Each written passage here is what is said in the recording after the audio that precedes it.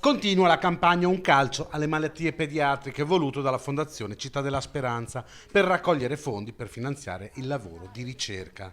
Grazie ad un cross del comune di Campodarsego e il Campodarsego Calcio, i palloni arriveranno anche nell'Alta Padovana.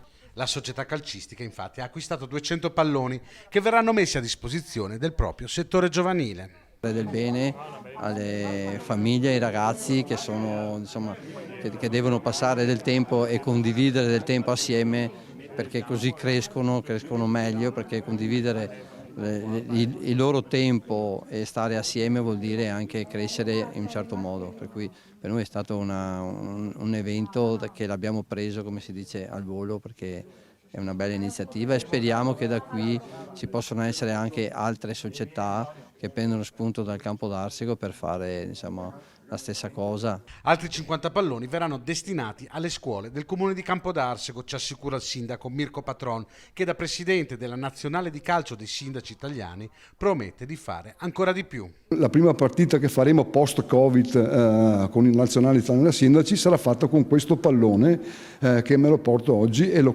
mostrerò venerdì in consiglio direttivo della nazionale.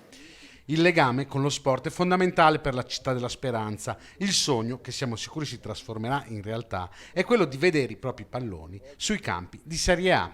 Diciamo che Fondazione Città della Speranza è conosciuta come essere un po' cocciuta.